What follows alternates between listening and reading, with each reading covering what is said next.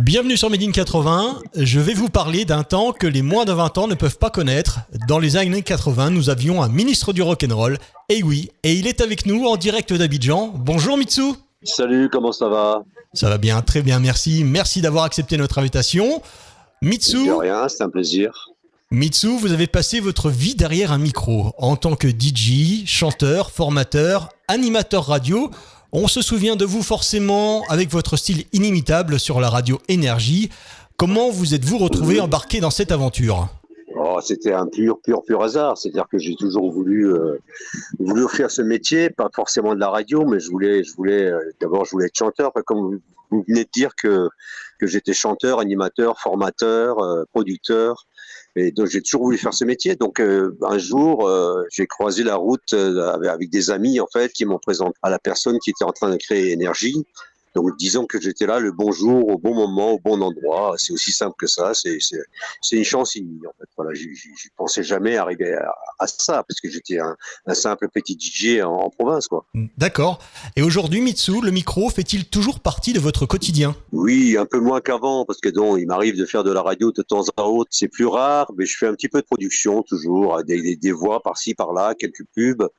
Mais le micro, évidemment, toujours dès que j'ai l'occasion d'avoir un micro, évidemment, je m'en sers parce que c'est ma vie, comme vous avez dit, c'est toute ma vie. Hein. Vous avez un restaurant maintenant, le Mitsou Beach Club à Abidjan en Côte d'Ivoire. Reconversion au soleil, la France et vos amis français ne vous manquent-ils pas de trop ? Un petit peu. Il y a certaines choses qui me manquent, d'autres non. C'est un changement radical de vie à 360 degrés. Et puis, je regrette absolument pas d'avoir connu d'abord l'Afrique noire que je ne connaissais pas. Et donc, j'ai un restaurant parce que j'y ai baigné un petit peu parce que mes parents étaient commerçants. Hein. On a eu des restaurants, des épiceries. Mon père était pharmacien.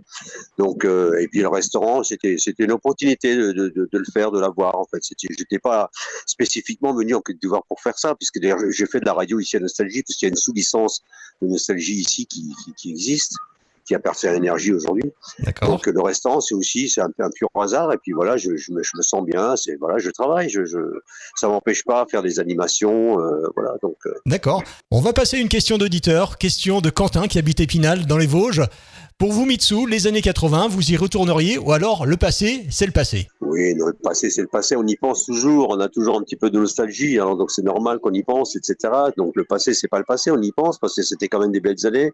Et puis, plus on avance, plus on voit actuellement ce qui se passe à travers le monde, la violence, etc. Et tout. On est quand même content d'avoir connu ces années-là, qui étaient quand même des belles années. Hein. Tout à fait d'accord avec vous. Vous feriez le voyage retour alors ? Oui, peut-être pour la liberté, toute cette liberté qu'on a plus aujourd'hui. Question d'Annabelle de Belfort, votre chanson préférée des années 80 ? Je crois que c'est Les Démons de Minuit. Groupe Image. Le groupe Image, Les Démons de Minuit, et puis Born to be Alive, de Patrick Hernandez, qui était mon pote. Mitsou, vous nous écoutez à Abidjan, en Côte d'Ivoire. Quelle température fait-il, là, chez vous ?